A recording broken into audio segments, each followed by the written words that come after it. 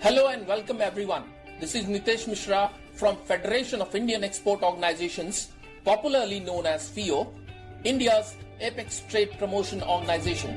And you are listening to the Voice of Exports, India's first exclusive podcast for EXIM community. On this podcast, we bring top performers from the sector who not only inspire but also reinvigorate among you to become one of them. Welcome to another episode of Voice of Exports, India's first export podcast, an initiative started by FIO. Today we have in our program Mr. Ashish Sharma, who is the director of the L Stone Impex, which is into notable celebrated export suppliers of quality Indian sandstone, limestone, marbles, granite, slate, Indian ceramic porcelain and stone crafts, etc. Welcome, Mr. Sharma, to this program. Good afternoon, sir. Good afternoon. So please introduce your company and the product into which you deal into. Sir, I am Ashish Sharma from the Alstone Impex. My company is based on Bijolia, Rajasthan region. We are working in a different segment of stone like sandstone, limestone, then other type of granite, slate, and we are ready to start for the other finishes.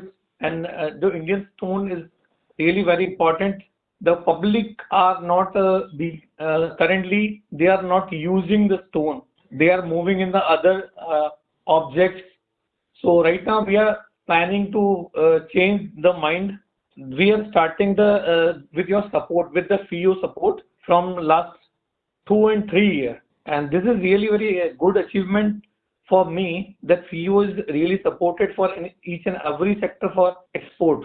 Ashish ji, अगर पूरे निर्यात की बात करें और आपके निर्यात journey की बात करें जी, तो आप इसको कैसे देखते हैं और क्या क्या चैलेंजेस आपको फेस करने पड़े, क्योंकि ये जो प्रोडक्ट सेगमेंट है काफी चैलेंजिंग है।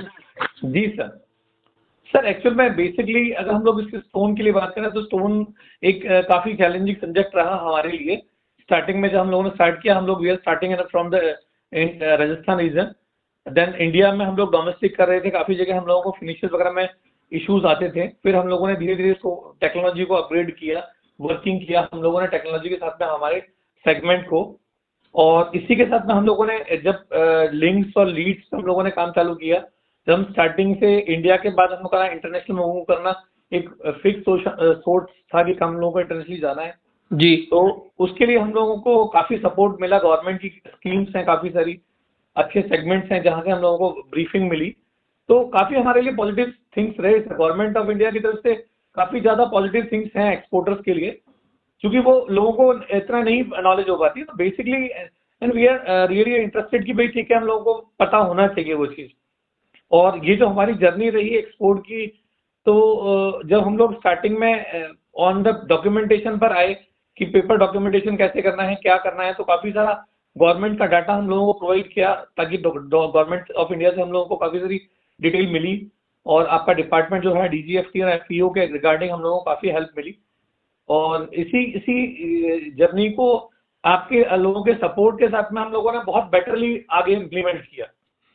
ये आपने अभी ईज ऑफ डूइंग बिजनेस की बात की और सरकारी सपोर्ट की बात की, तो कौन कौन से ऐसे स्कीम्स हैं जो आप जैसे एक्सपोर्टर्स, खासकर स्टोन और मार्बल से रिलेटेड एक्सपोर्टर्स जो हैं उनको फायदा मिलता है?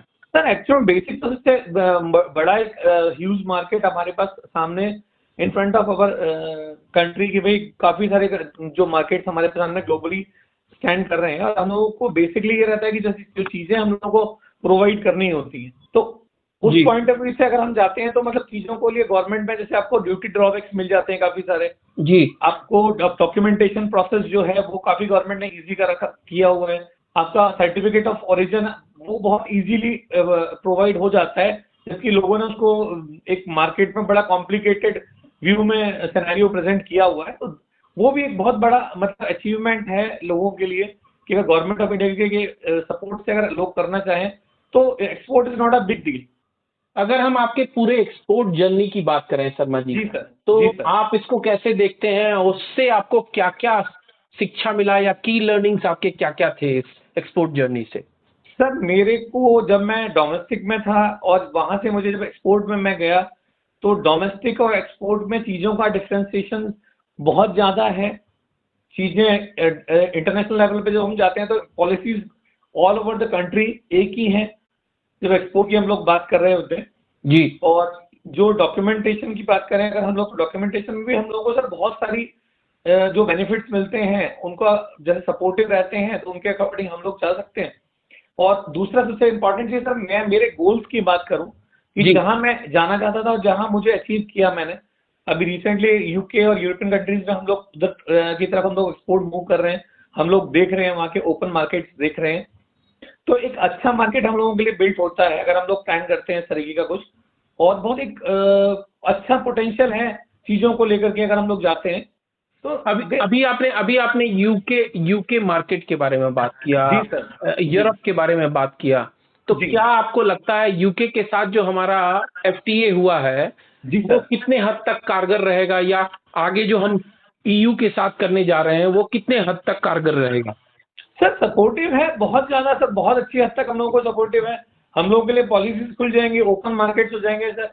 तो हम लोगों को जो वर्किंग करने का जो भी लास्ट जो प्रॉब्लम्स कुछ थी वो वापस सॉर्ट आउट हो जाएंगे सर।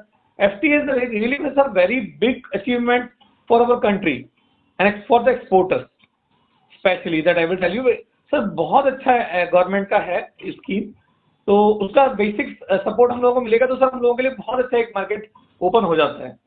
इसके अलावा मैं बात करना चाहूंगा जो नए एक्सपोर्टर्स हैं उनको क्या बताना चाहेंगे, जो आपने की लर्निंग्स की बात की कि नए एक्सपोर्टर आ रहे हैं एक्सपोर्ट फील्ड में या स्पेसिफिकली आपके फील्ड में एक्सपोर्ट के लिए आना चाहते हैं, तो उनको आप क्या बताना चाहेंगे? सर बेसिकली मेरा बस एक ही रहेगा, नए एक्सपोर्टर्स के एक्चुअली क्या होता है सर, ये मार्केट बहुत अच्छा मार्केट है बट एक्चुअली में कॉम्पिटिटर्स बहुत हैं और कुछ एक इस तरीके का सिनेरियो बना हुआ है कि थोड़ा कुछ फेक मार्केट और जो मेंबर्स उनसे बस बच के रहना है आपको। बाकी एक्सपोर्ट तो एक बहुत अच्छा सेगमेंट है, इसमें हम एक्सपोर्ट कर सकते हैं। गवर्नमेंट का बहुत सपोर्टिव है, गवर्नमेंट ऑफ इंडिया ने हमारे लिए बहुत अच्छी पॉलिसीज बना रखी हुई है। अगर आपको कोई भी चीज देखनी है समझनी है तो आप गवर्नमेंट वेबसाइट पे जाकर के बहुत अच्छे से समझ सकते हैं, चीजों को देख सकते हैं। तो चीजें बहुत कॉम्प्लिकेट नहीं है जितना कि जो एक सिनेरियो क्रिएट होता है जब एक छोटा स्मॉल बिजनेसमैन जब बिजनेस कर रहा होता है तो उसके लिए एक इंटरनेशनल ट्रेड बहुत बड़ी चीज होती है। अगर करंट ट्रेंड्स की बात करें हम, अभी टैरिफ वॉर चल रहा है, इंडिया ने काफी सारे एफटीएस किए हैं। जी सर। और बीटीए भी हम एक्सपेक्ट कर रहे हैं यूएस के साथ, ईयू के साथ एफटीए करने का हो रहा है। जी ट्रेड और बहुत सारे ग्लोबल सप्लाई चेन डिसरप्शंस भी सामने आए इस दौरान। जी, तो जी। उन सभी चीजों को देख के अगर आपके सेक्टर की बात करें तो जी, आप जी। किस तरह का पोटेंशियल देखते हैं अपने सेक्टर के लिए 2026 में?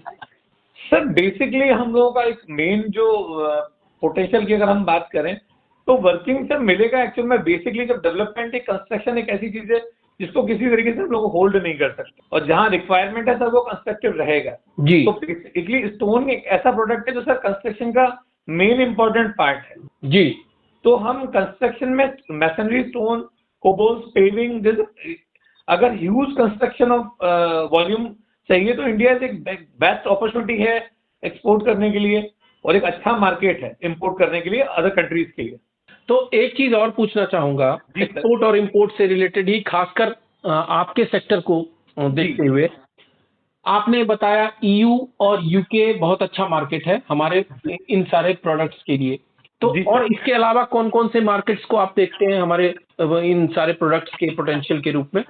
सर अगर अभी रिसेंटली हम लोग देखें तो अदर कंट्रीज में भी हम लोग जा सकते हैं, जैसे कि चाइना के अंदर भी कुछ पत्थर निकलते हैं, वहाँ चाइना का होम प्रोडक्शन भी है बट चाइना भी कुछ अब जो प्रोडक्शन में आ रहे हैं वहाँ जा रहा है।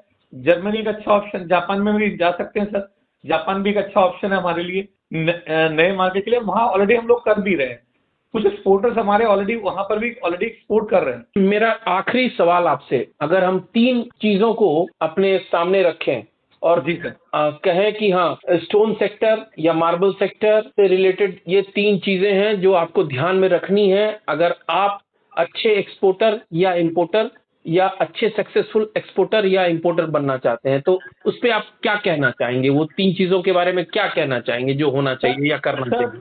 फर्स्ट ऑफ ऑल ऑनेस्टी जो बिजनेस के अंदर बहुत जरूरी है। देन सेकंड सर, डॉक्यूमेंटेशन बहुत परफेक्ट होना चाहिए। डॉक्यूमेंटेशन में ही हम लोगों को डिफीट होता है।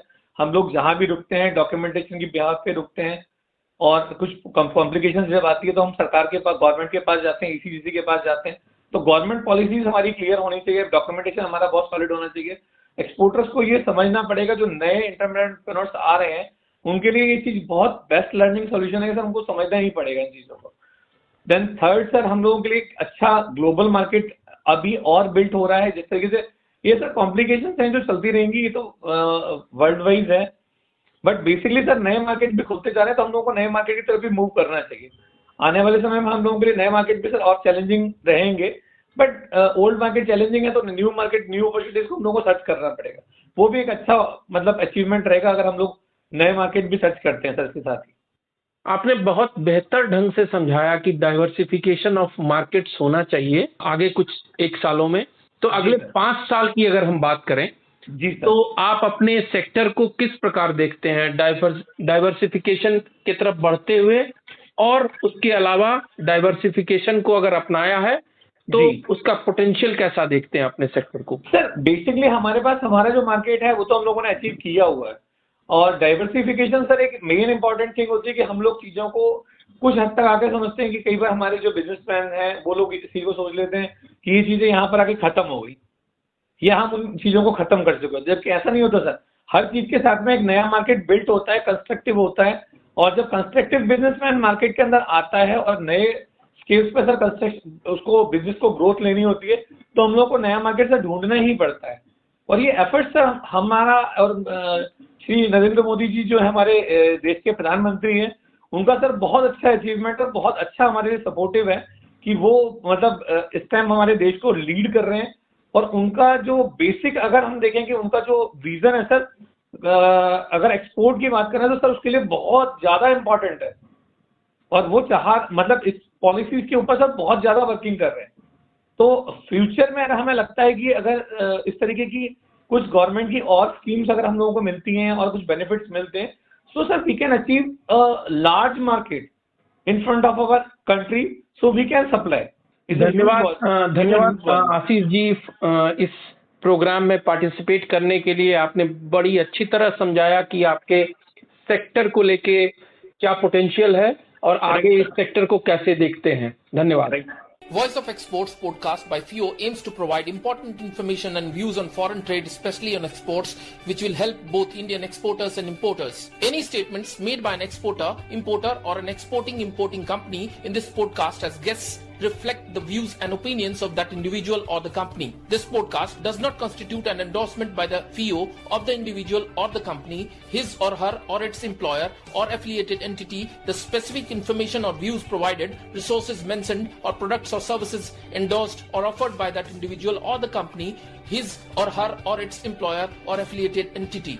FIO assumes no responsibility for the accuracy, completeness, or timelines of the information provided by the guest or the company in this podcast, or for the decisions made and reliance on any information provided by the guest or the company in this podcast. We thank you for listening to this episode of Voice of Exports podcast service brought to you by the FIO. For more information on how you can start exporting, please visit our website www.fio.org.